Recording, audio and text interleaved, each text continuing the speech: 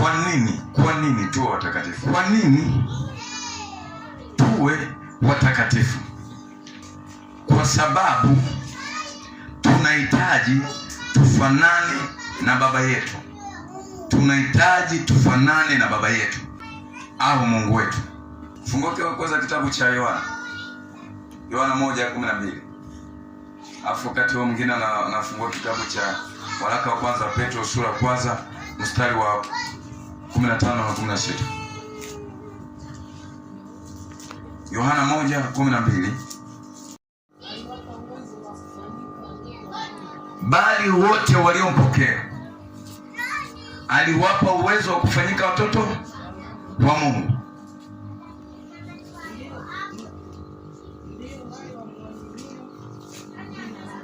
Ndio wale waliaminio jina lake.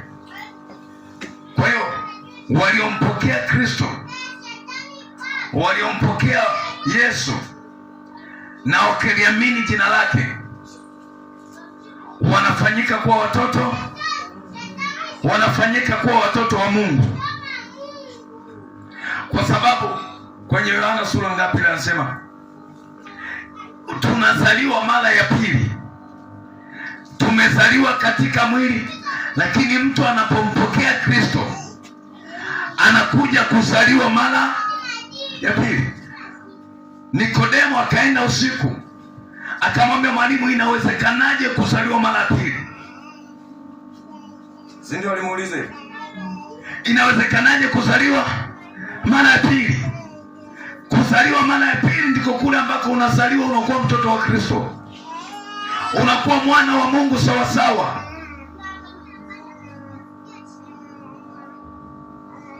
Ukishafanyika kuwa mtoto wa Mungu, inakupasa uwe mtakatifu ili ufanane na baba yako. Labda tufanye hivi, ili tuende sawa. Mlishamwona mtu ambaye amezaa nje ya ndoa, afu katoto kasifanane na baba wa nyumbani pale? Si unanielewa?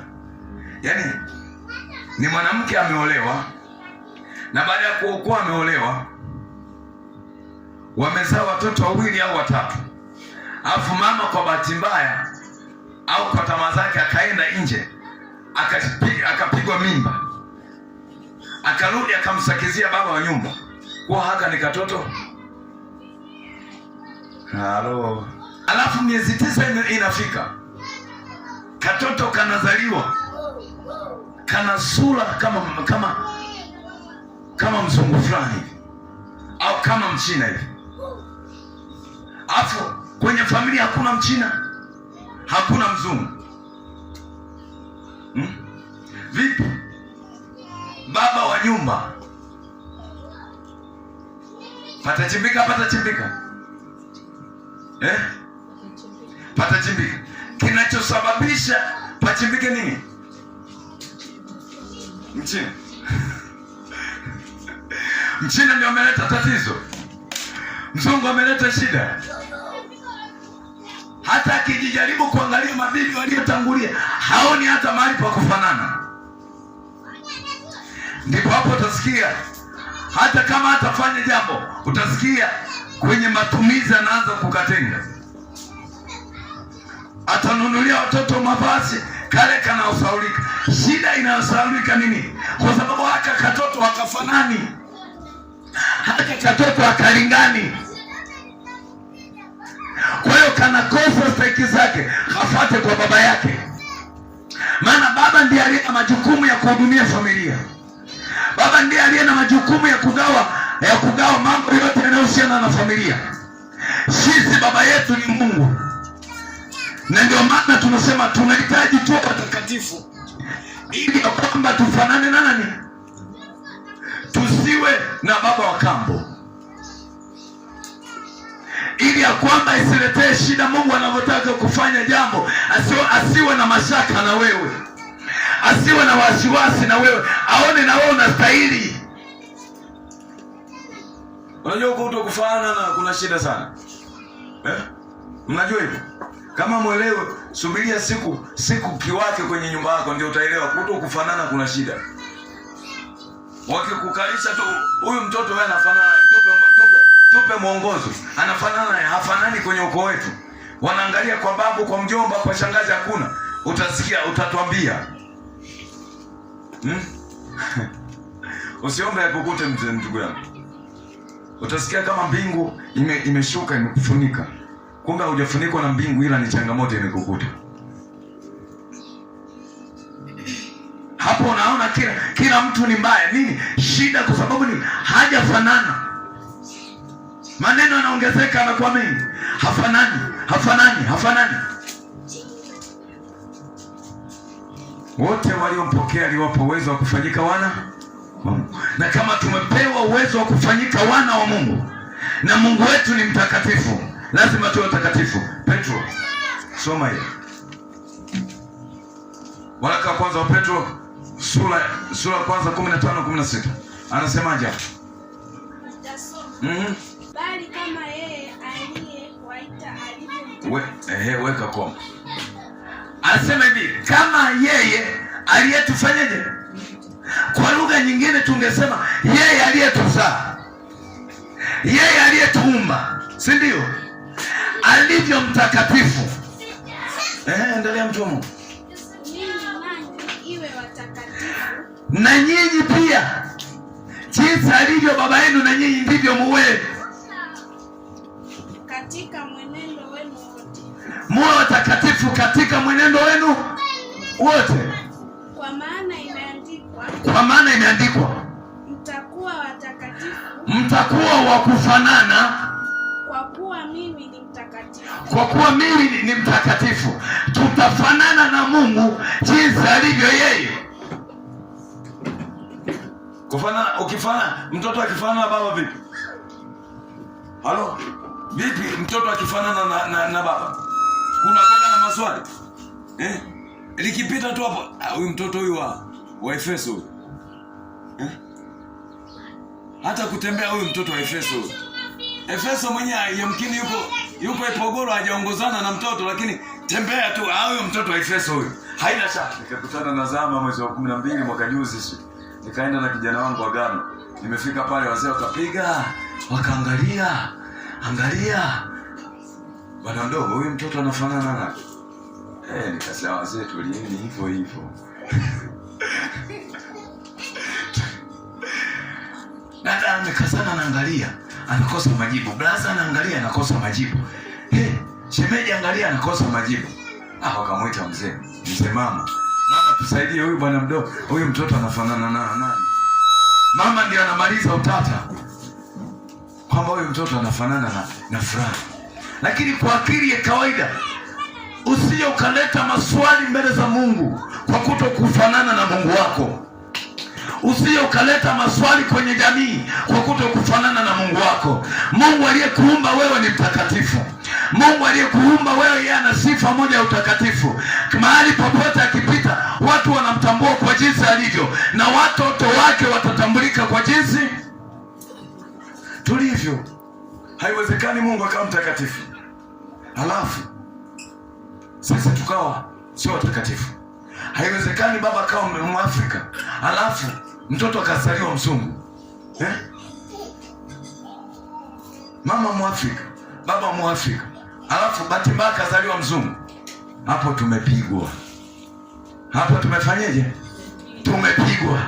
Sasa Mungu apigwe kwa staili hiyo. Yeye ni Mungu ambaye anaona. Yeye ni Mungu anajua kinachotambulisha kuwa wewe ni mwana wa Mungu. Kinachotambulisha kwenye jamii inayokuzunguka ni maisha yako ya utakatifu. Jumapili nikakwambia hivi, unatakiwa uokoke kila kitu. Uokoke kwenye mawazo, uokoke kwenye maneno, uokoke kwenye mwendo. Tabia yako yote isitengeneze maswali kwa watu. Mwenendo wako usilete maswali kwenye jamii, kwa sababu unayemwabudu ni mtakatifu. Kwa sababu unayemwabudu ni mtakatifu, amekamilika, na wewe inakupasa uwe na mwendo ule ule. Kama Mungu wako anasema kweli, nawe jitahidi kusema kweli eti.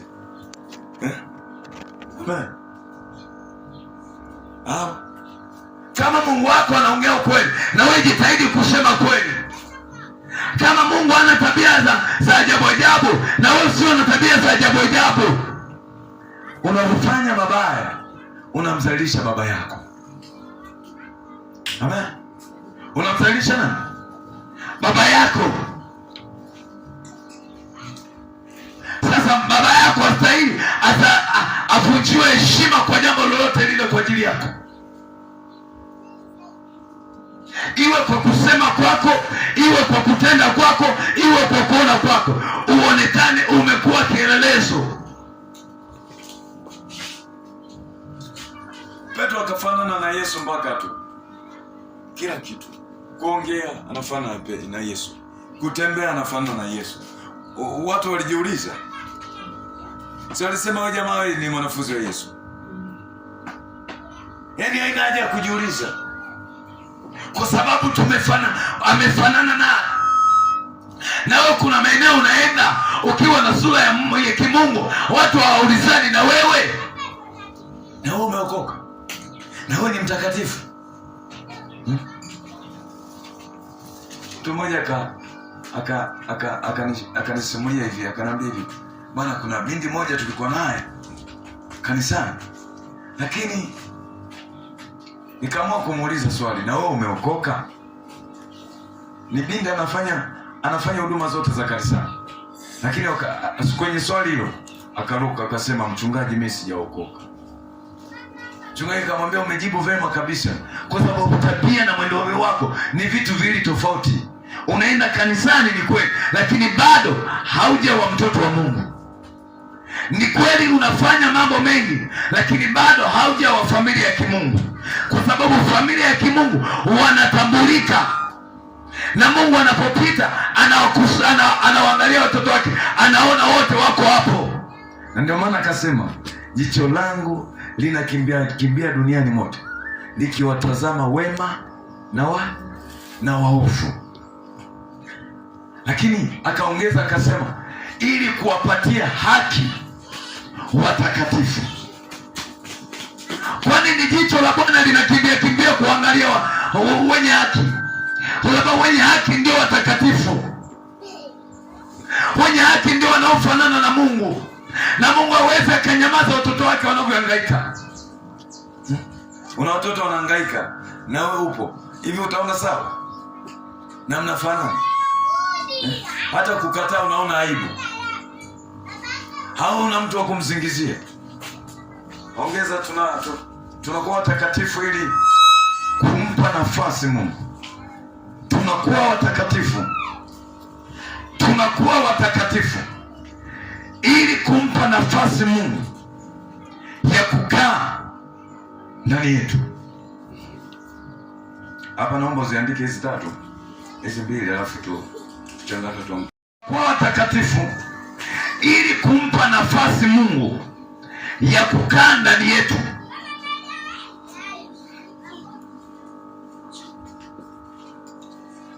Ya pili, ya tatu,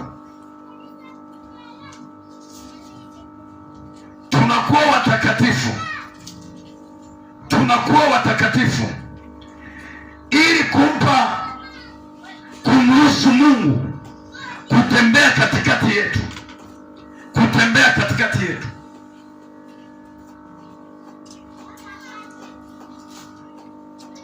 Tunampa nafasi Mungu, tunakuwa watakatifu ili kumpa nafasi Mungu ya kutembea katikati yetu.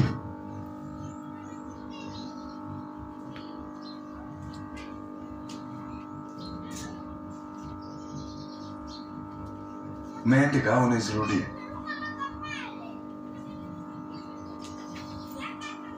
Nirudie? Ziko right? Okay. Nani huwa anapenda asitembelee na babake? Yaani kwenye maisha yako wewe hujawahi penda, yaani baba arudi asirudi kwako ni sawa.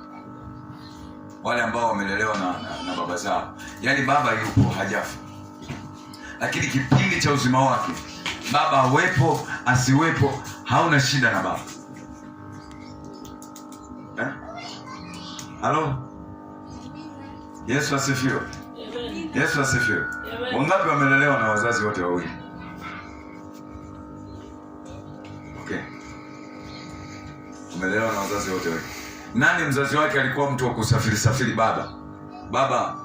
Nani alikuwa na baba wa kusafiri safiri sana? Ni Janeti tu. Ni Jaki.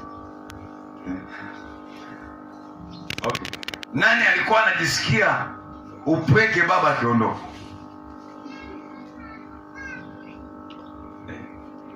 Ni Jaki tu. Na wewe Makasi. Ila kidogo maana umeinua hivi. Inaonekana ulikuwa unajisikia upweke kidogo. Kwingine ilikuwa inaonekana ni kawaida.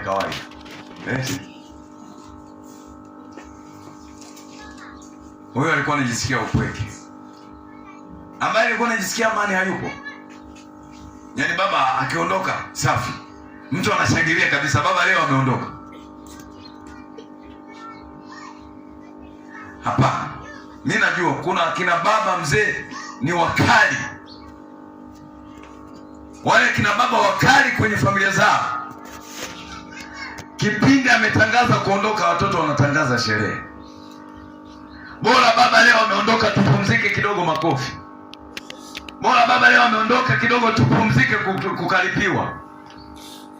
Maana kuna kina baba mzee akikoa tu mtoto anaitika naam, kumbe hajaitwa. Sasa kina baba kama hao utaje kama kuna mtoto atafurahi? Utafurahi? Yaani akiondoka unaombea kakae hata miezi 2-3.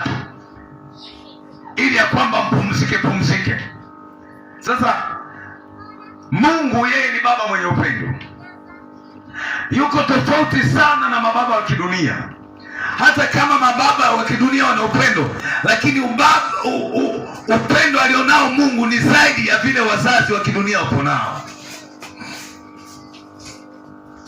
Amejaa huruma. Hapigi watoto wake makwezi ovyo ovyo. Hakalipii bila sababu. Anakuonya kukiwa kuna jambo la msingi unahitajika kuonywa. Sasa tunapokuwa watakatifu inamaanisha tumekubali, tumeruhusu Mungu aweze kutembea kwenye maisha yetu. Tunaporuhusu Mungu atembee kwenye maisha yetu ambaye ni baba, ni rahisi sana sisi kuwa salama kuliko baba asipokuwepo. Usalama mkubwa wa familia unategemea baba. Tunakubali? Hata kama kina mama leo wanajitia jeuri tunaweza, lakini uhalisia muhimili mkubwa wa familia ni baba. Na baba akilega, familia inaweza ikaharibika. Kina mama pepe mpo? Mpo? Msijitie na nyinyi mnaweza. Baba akiwepo ndio topu. Baba asipokuwepo ndio unabadili. Kwa hiyo baba akileta ujinga, kuna hatari kubwa ya familia kuporomoka. Kwa hiyo mlinzi wa familia ni baba. Kwa hiyo tunapompa nafasi, tunapokuwa watakatifu, ni kwamba tunampa nafasi Mungu wetu ya kututembelea mara kwa mara, ili aone tuna maisha aina gani, ili aone tuna mwenendo gani, ili aone tuna shida gani, atusaidie. Kama hatutakuwa sio watakatifu, inamaanisha tunafunga mlango asije kututembelea. Si ndio? Kwani kinachomfukuza Mungu nini? Sio watakatifu. Kinachomfukuzaga Mungu kwa watu nini? Uovu. Tukiwa ovu Mungu anageuza kisogo. Hataki kuja. Hata ukimuita anakuacha hapo endelea kupiga kelele. Upo kwenye shida, hana mpango na wewe. Kwa sababu ni kuna kitu kimefanyika. Lakini unapokuwa mtakatifu, inamfanya Mungu apate muda mwingi wa kukutembelea. Hebu fungua Korintho. Wakorintho wa pili 16:16a. Wakorintho wa pili.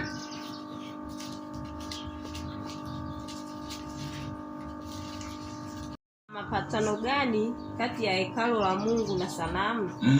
Kwa maana sisi tu hekalu la Mungu aliye hai. Sisi tu hekalu la Mungu aliye hai.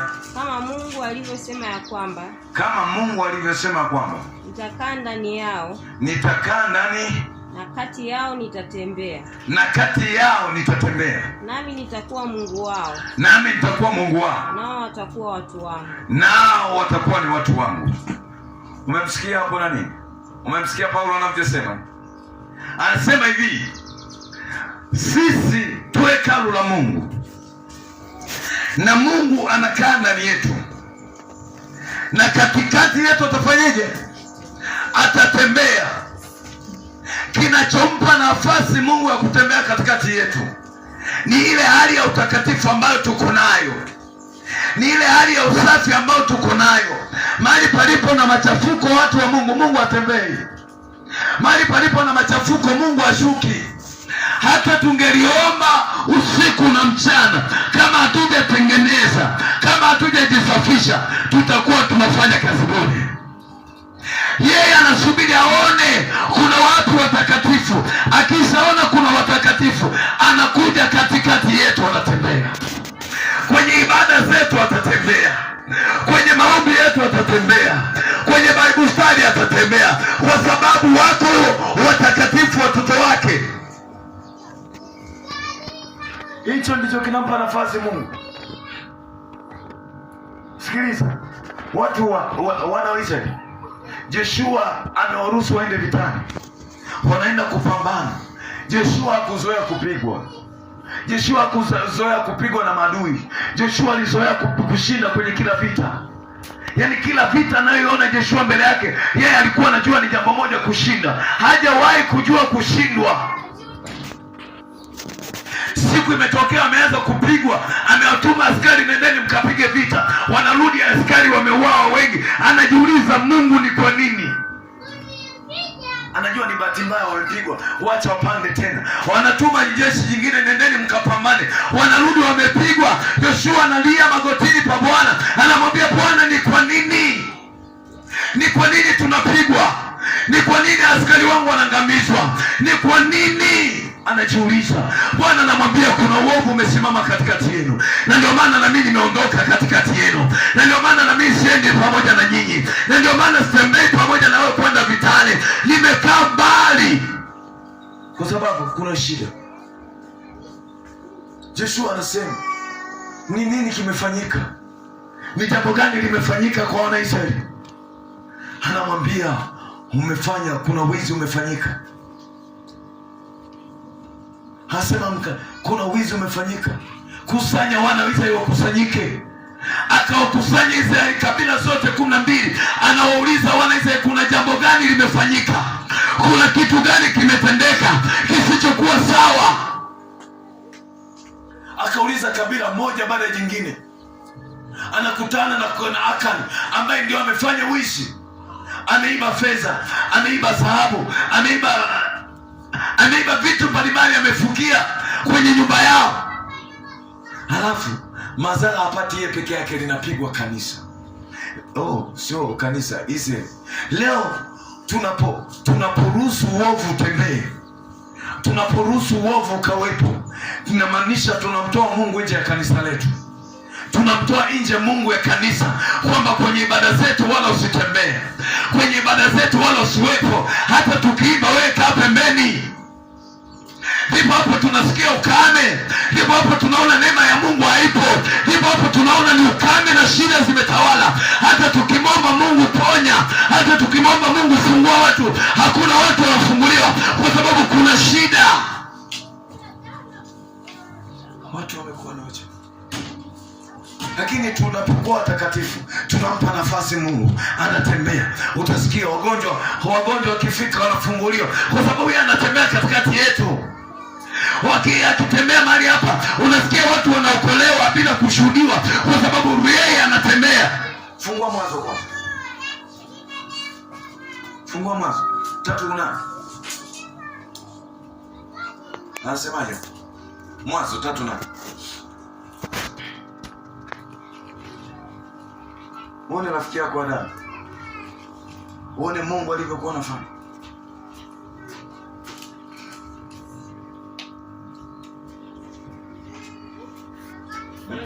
8. Anasema Neno la Bwana linasema kisha wakasikia sauti ya Bwana Mungu.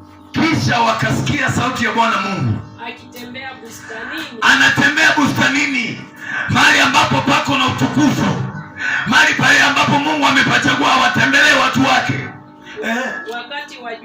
Wakati wa jua kupunga. Adam na mkewe wakajificha kati ya miti ya bustani. Adam na mkewe wakajificha katikati ya miti ya bustani. Bwana Mungu asiwaone. Bwana Mungu asiwaone. Usogeza mstari. Bwana Mungu akamwita Adamu. Akamwambia, uko wapi? Akasema, nalisikia sauti yako bustanini, nikaogopa kwa kuwa mimi ni uchi, nikajificha.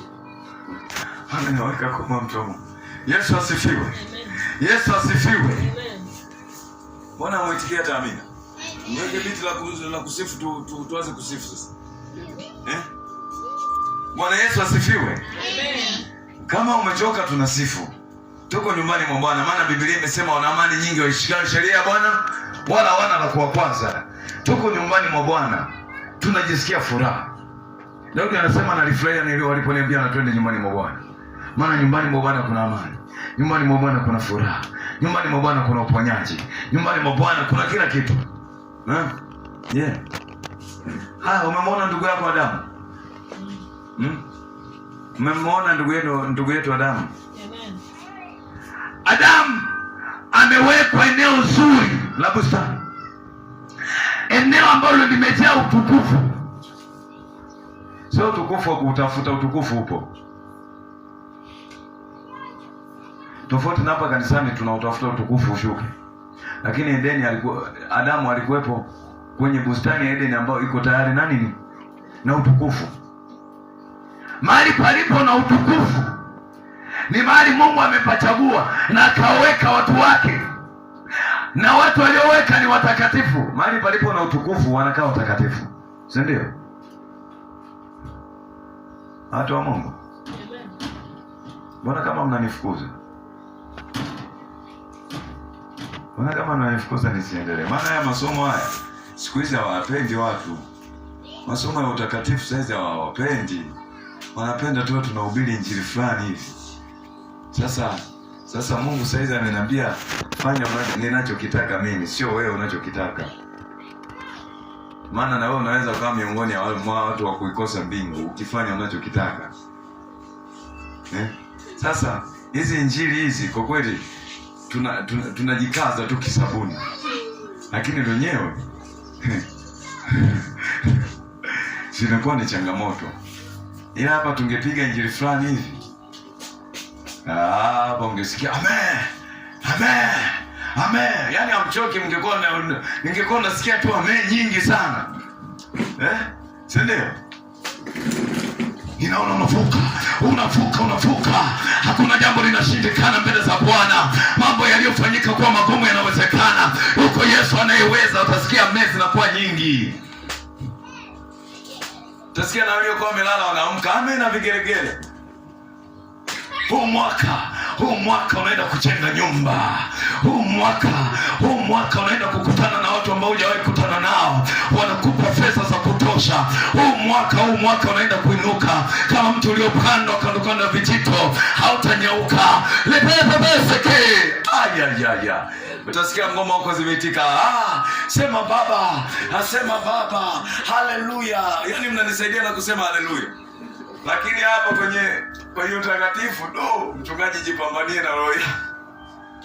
Ukimaliza kanywe maji lala. Hapa na sadaka zinapunguaga. Ukifundisha haya masomo, ukienda kufundisha haya masomo ugenini, uwage na akiba yako mfuko. Yaani wanakutoa hivyo. Tumishi wa Mungu Yesu akubariki sana. Tumebarikiwa sana na huduma. Wamebarikiwa hapo, mzee jipambanie na nauli. Kumbe anakufukuza kimya. Unakaza hivyo. Sasa sisi ni kina nani? Mafanikio yanaweza kupeleka mtu mbinguni? Hapeleki mtu mbinguni. Hata tungejenga gorofa kama za kinazi popo. Gorofa 700 huko juu twende mbinguni. Utakatifu utakupeleka mbinguni. Mafanikio yanaweza kawa mlango wa kukupeleka kuzimu. Sisemi kwamba usifanikiwe, na sijatangaza mtu asifanikiwe. Ufanikiwe, utembee kwenye utakatifu. Ukifanikiwa, kaa kwenye utakatifu, utamwona Bwana. Ukifanikiwa ukaanza njia zako, hautamwona Bwana. Unajua mafanikio yako na mambo mengi. Kufanikiwa ni kuzuri, ila kufanikiwa kuna ubaya wake. Kuna watu wakifanikiwa wanamwacha Mungu. Kuna watu wakifanikiwa wanaacha kabisa makanisa, wanaanza kudanga. Kuna watu walikuwa wanaziheshimu ndoa, wakifanikiwa wanasahau wake zao, wanaenda kuoa bibi mdogo. Kuna watu wakifanikiwa walikuwa washindi kilabuni, ndio utakuta kwenye mabaa makubwa. Lakini ndio wale mlikuwa mnaona hapa kanisani, Baba, katika jina la Yesu tunapomoa, tunavunja, tunavuka ngambo nyingine. Mwaka huu lazima tu. Wakifanikiwa mzee, wamesahau hata kusema wanavunjaga malango ya kuzimu. Hapo ni ukipiga simu mchungaji, samani mchungaji, niko busy sana, hebu nitakutafuta baada ya dakika 5. Subiriaga siku zima. Ukijitahidi siku zima akakupigia, sema asante Mungu. Wiki zima ndio unakuja, mpendo, mchungaji, samani niliona misikolo yako ila nilikuwa nimetingwa. Hebu nisubiri kwanza, kuna shughuli hapa nikamilisha na kutafuta, imeisha hiyo. Mafanikio ni mazuri ila ni mabaya ukiwa una kiroho. Na ndio maana unatakiwa uwe na nguvu ya kutawala fedha. Fedha isikutawale. Watu wengi wanatawaliwa na fedha, wao hawana uwezo wa kutawala fedha. Na ndio maana kuna watu unaweza kuomba leo na usifanikiwe leo kwa sababu kiroho chako ni kidogo. Yaani utapiga hapa magoti mpaka utamlaumu na mchungaji, uniombee. Mungu amepima uwezo wako wa kiroho, nikikupa hela utaniacha. Hauwezi ukapewa. Amen. Usinikasirikie. Huo ni utaratibu tu, wewe omba uombavyo. Kama uwezo wako wa kuhimili bado upewi. Siwezi nikamnunulia Agano gari huyo jamaa huyo. Kesho tu jamaa huko mtaani watapata shida. Hata nyumbani atakuwa arudi. Amen. Okay, turudi kwenye hoja zetu za utakatifu. Adamu yuko Edeni, anakula maisha, hana tabu.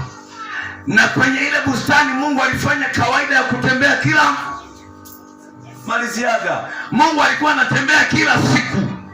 Yaani Mungu haikuwa inapita siku hajatembea kwenye bustani ya Edeni. Yaani jua linapochomoza Mungu ana ratiba maalum kusema leo ninatakiwa kuwepo kwenye bustani ya Edeni. Na ndivyo ambavyo hata kwenye kanisa la Bwana Mungu lazima aweke ratiba kila siku ya kukutana na watu kwenye madhabahu. Watu wakiingia mahali hapa wakutane na yeye. Mungu anatembea. Anaenda kwenye bustani ya Edeni. Anatembea. Jamaa wameshafanya ujinga wao. Hivi Mungu alikuwa anaelewa, alikuwa haelewi? Ila alijifanyisha tu, ngoja nitembea na jamaa. Leo niwasalimie kwa mara ya mwisho. Maana siwezi nikatembea tena kwenye hii bustani ya Edeni. Naenda kubadilisha mifumo yote kwenye hii bustani ya Edeni. Anashuka, wanaanza kujihami. Anaanza kuita Adamu, uko wapi? Mungu, niko huku nimejificha. Mungu, niko hapa nimejificha. Kuna nini? Nimejigundua mimi na madhaifu. Nimejigundua mimi na matatizo. Nini kimekufanya? Ni dhambi. Kinachotoa watu wengine makanisani sio kwamba wao wana shida, wengine wanakimbia makanisani kwa sababu hawataki kubadilisha tabia zao. Kama unamsaidia mwanangu, hii tabia hii sio nzuri, yaani anahama kanisa. Na leo ishukuliwe makanisa yamekuwa mengi hivi. Yaani ukimwonya hapo, anaangalia penye unafaa ambapo hapana maonyo. Hapa tu mzee. Sisi watu wa Mungu. Nani anaweza kaenda bila maonyo? Sio mnaamba makanisa kwa ajili ya kuonywa. Ukionywa sema asante. Sasa leo watu anakimbia. Hapo umemwambia tulia kwenye laini ya Mungu. Yeye anakuambia nitaishi kama nitakavyo. Kilichomkimbiza Adam kwenye bustani ya Edeni sio Mungu alimkimbiza, ila tabia yake na mambo aliyofanya alimfanya atoke kwenye bustani ya Edeni. Ukisoma ndio ulikuwa mwanzo na mwisho wa Mungu kutembea kwenye bustani ya Edeni. Si unanielewa? Labda nyoyo zangu Biblia zenu zinasemaje? Makasi, Biblia yako inasemaje? Mimi nisije nikasema ndio ulikuwa mwanzo na mwisho, kumbe Biblia yako inasema Mungu aliendelea kutembea kwenye bustani ya Edeni. Siku hiyo Mungu yale mazoea, ile ratiba yake ya kukutembelea, ile ratiba ya kushuka ikabadilika. Kilichobadilisha ni uovu. Sikiliza mwana Mungu, unapokuwa mtakatifu unampa Mungu nafasi ya kukutembelea kila siku. Kila siku ya Mungu anaweka ratiba ya kuja kukutana na wewe. Hata kama uko nyumbani kwako, Mungu ataweka ratiba ya kusema na wewe. Uko kazini kwako, unapopata nafasi ya utulivu, Mungu anahakikisha anakuja aseme na wewe, kwa sababu kuna connection, unafanana na yeye. Utakatifu wako haumzuii yeye asije. Ndio maana pale Edeni kila siku akawa naenda, kwa sababu wako watakatifu. Jiulize, kama kanisa leo lingekuwa na sura ya kimungu lingekuwaje? Jiulize, kama kanisa leo lingekuwa na sura ya Mungu, serikali ingekuwa na mashaka na kanisa?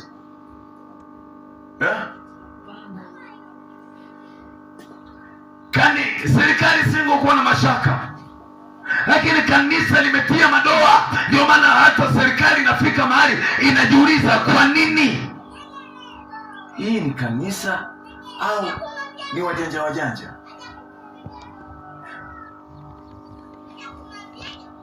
Unafungua kanisa umesema, "Nyinyi njoni tu na tight njoo." Hivi unataka kutengeneza kizazi gani cha Tanzania? Wewe njoo tu na chupi tight, wewe njoo. Hivi serikali itaamini? Serikali kila siku inahangaika kusisitiza maadili ya Tanzania, alafu unaleta uharibifu wa namna hiyo. Inamaanisha mama akienda na chupi na tight kanisani, na vitoto kesho vitakuja na tight na kanisani. Hata mtaani vitaenda na chupi na tight. Havina shida. Digi. Havina shida. Wanaanza kuuliza nini chanzo? Wanasema kuna kanisa iko pale. Ndio ambayo inasababisha tunapoteza sura, na Mungu hawezi kutembea kwenye mazingira ya namna hiyo. Sawa, haiji kutokea. Hata ungejitia wewe ni unanena na kunena, hata mashetani huwa yananena. Usinichanganye na mimi shikaraba papa. Hakuna. Sitishiki na hilo. Unaweza ukanena, lakini ukijaribu Mungu hayuko ndani yako, na Mungu atembei katikati yako. Hata ungepata maono mengi, na mizimu nayo inaoneshaga maono. Sitishe watu. Mimi ninaona kabisa mimi mtumishi wa Mungu, kumbe mizimu ndio inakuopaleti. Mimi mtakatifu, alafu ulivyo tu haionyeshi. Jamii najiuliza, na wewe tena? Na wewe? Kanisa, tumrudie Mungu kwa kumaanisha. Tukae na sura ya kimungu. Watu hatakuwa na maswali juu yetu. Watu hatajiuliza. Tutakaa kwenye system ya kimungu na Mungu atatutembelea. Hata maono tukipata, tutaona maono yako sahihi. Watu watakuwa na maswali. Hata ukinena kwa lugha hamna mtu ana maswali. Huyu ananena kwa lugha, maana kuna watu wengine wananena alafu unajiuliza. Watu wa Mungu, kutembea sio vibaya. Ukitembea kuna mahali hata wewe mwenyewe ukifika ukinena unatulia, unasikiliza. Hapa ni Roho Mtakatifu au mtakafujo? Unatulia. Yaani hapo sio mchungaji wala sio askofu, ila kinachoendelea pale kimesha kutia wenda wazimu kichwani. Hapa ni Roho Mtakatifu, mtakafujo. Hapa kinachoendelea hapa. Majito afu yako kiajabu ajabu.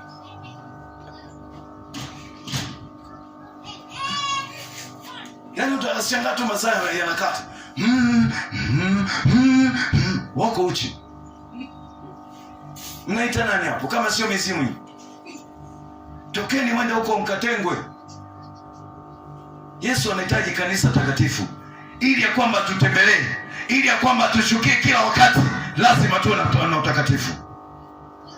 Kuna mtu anauliza, mchungaji, hivi inawezekana kuwa mtakatifu duniani? Si ndio unauliza? Mungu anasema ninapendezwa na watakatifu walioko wapi? Walioko duniani. Kwa nini Mungu akabarikiwa? Kwa nini Mungu akafurahishwa? Kwa Kwa nini Mungu akasikia amani kuona kuwa watakatifu walioko duniani hawako mbinguni? Kwa nini asingesema ninabarikiwa na watakatifu walioko mbinguni? Kwa nini? Mbinguni hakuna dhambi. Si ndio? Mbinguni hakuna uovu. Mbinguni hakuna machafuko. Duniani ndiko kwenye machafuko. Na mtu akionekana mtakatifu duniani, mbingu zinajivunia uwepo wake duniani. Mbingu zinajivunia kwamba tuna mtakatifu yuko duniani, analiabudu jina letu kwa kumaanisha hana michanganyo. Hata kama dunia imeyumba, hata kama dunia imeharibika, yeye amesimama kwenye msimamo sahihi, amesimama, ameyafua mavazi yake. Amen. Ayubu hakuwa mbinguni, alikuwa duniani. Mungu anajivunia, nina shujaa moja yuko duniani mtakatifu. Na wewe tengeneza mazingira Mungu ajivunie utakatifu wako. Na wewe tengeneza mazingira Mungu ajivunie, aseme na mtakatifu yuko Iringa, nina watakatifu wako Tanzania. Ajivunie uwepo wako, asiumie uwepo wako duniani. Akasema, ni umemwona mtumishi wangu Ayubu, yeye ni mtakatifu, yeye ni mkamilifu katika nyumba yangu yote. Hakuwa mbinguni, alikuwa hapa duniani penye matusi hapa. Alikuwa hapa duniani penye magomvi hapa. Alikuwa hapa duniani penye uchumi mgumu. Lakini akampendeza Mungu. Akawa mtakatifu.